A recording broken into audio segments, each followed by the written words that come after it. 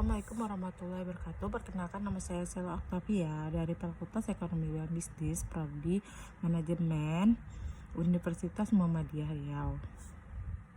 Baik, saya akan menjelaskan tentang manajemen risiko. Manajemen risiko atau risk management adalah suatu proses identifikasi, pengukuran, dan sebuah kontrol keuangan yang mengancam aset dan penghasilan dari suatu organisasi atau perusahaan.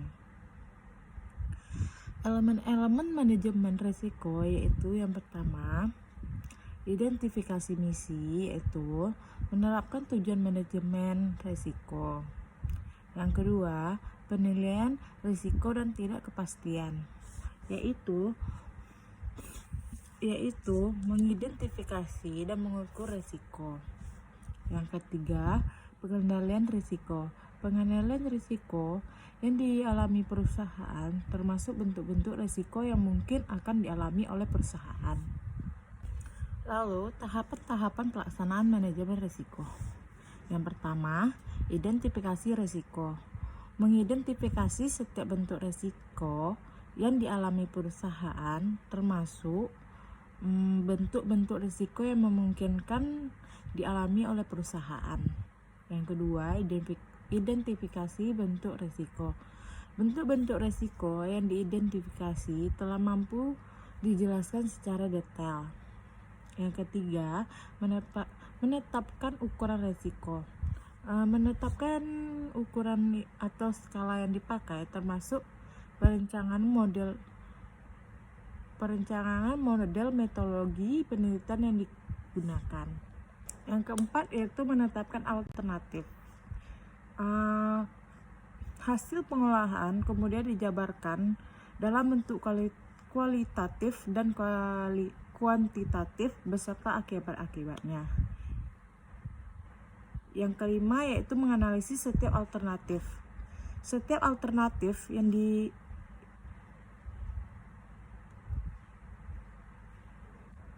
Yang keempat, menetapkan alternatif. Hasil pengolahan kemudian dijabarkan dalam bentuk kualitatif dan kuantitatif beserta akibat-akibatnya. Yang kelima yaitu menganalisis setiap alternatif. Setiap alternatif yang ada selanjutnya dianalisis dan dikemukakan berbagai sudut pandang serta efek-efek yang mungkin timbul. Yang keenam yaitu memutuskan suatu alternatif. Alternatif dipaparkan dan dijelaskan baik dalam bentuk lisan dan tulisan oleh para manajemen perusahaan, maka diharapkan pihak manajer perusahaan sudah memiliki permasalahan secara mendalam. Lalu 7, mengontrol alternatif yang dipilih. Melakukan kontrol yang maksimal digunakan menghindari timbulnya berbagai risiko yang tidak diinginkan. Yang kedelapan yaitu mengevaluasi alternatif yang dipilih. Tim manajemen secara sistem melaporkan kepada manajemen perusahaan. Lalu proses manajemen risiko. Yang pertama perancangan, yang kedua pelaksanaan, yang ketiga pengendalian manajemen risiko. Baik, saya akan membahas tentang model-model pengambilan keputusan. Model adalah percontohan yang mendukung unsur yang bersifat penyerahan untuk dapat ditiru. Pentingnya model dalam suatu pengambilan keputusan. Yang pertama, untuk mengetahui apakah hubungan yang bersifat tunggal dari unsur-unsur itu ada relevansinya terhadap masalah yang akan dipecahkan. 2. Untuk memperjelas secara implisit mengenai hubungan signifikan di antara unsur-unsur itu.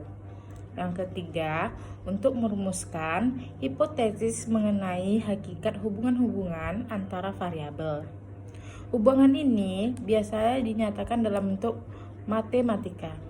Yang keempat yaitu untuk memberikan pengolahan terhadap pengambilan keputusan.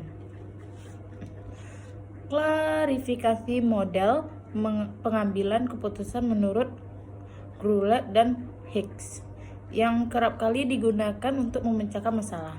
Yang pertama yaitu model probabilitas. Yang kedua, konsep tentang nilai-nilai harapan model matriks. Yang ketiga yaitu model matriks. Yang keempat yaitu model pohon putusan. Yang kelima yaitu model kurva indiferen. Yang keenam yaitu model simulasi komputer.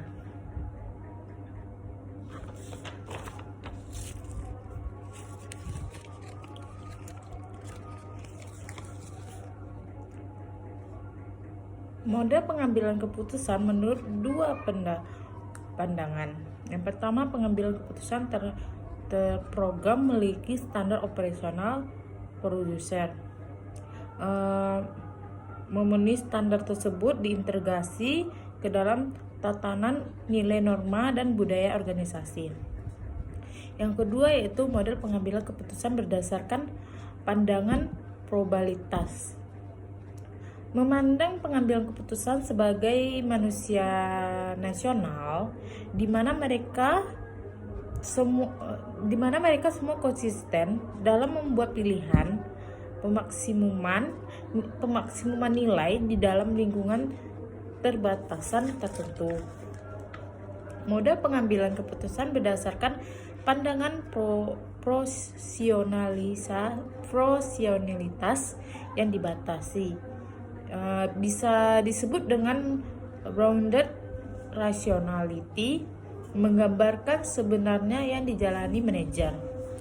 Model pengambilan keputusan yang tidak terstruktur disebut juga the Graeber-Ken model, yaitu model tong sampah. Model ini membalikkan proses awal pengambilan keputusan.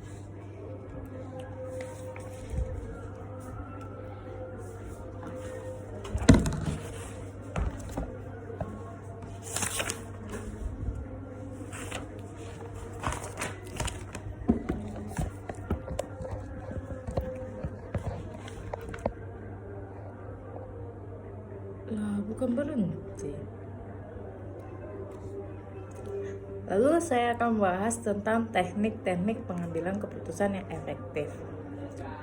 Pengambilan keputusan adalah cabang indisipliner ilmu sosial, budaya, sains, dan model tematik. Terapan dengan pendekatan modeling dan teknik yang digunakan untuk membantu manajemen dalam proses pengambilan keputusan atau proses memilih tindakan. Ada beberapa kriteria dalam pengambilan keputusan. Yang pertama, paham manfaat atau utilitariansi, yaitu hasil atau imbas dari kesepakatan keputusan. Yang kedua yaitu fokus pemenuhan hak atau rights, yaitu kriteria ini menggambarkan etika sebagai tahapan dari pemenuhan hak individu yang hak asasi manusia. Ada 5 jenis konflik menurut Handoko 2008. Yang pertama itu konflik pada individu berlangsung saat individu berhadapan dengan ketidakjelasan moral dan pekerjaannya. Yang kedua yaitu konflik antara individu seringkali ditimbulkan karena konflik antar kepentingan. Yang ketiga, konflik antar departemen. Konflik dalam organisasi terbentuk karena perbuatan sumber daya perusahaan yang terbatas. Yang keempat yaitu konflik antara kelompok dan individu, berkaitan dengan reaksi individu dalam merespon tekanan. Yang kelima yaitu konflik antara entitas bisnis, timbulnya sebagai dampak persamaan hak ekonomi.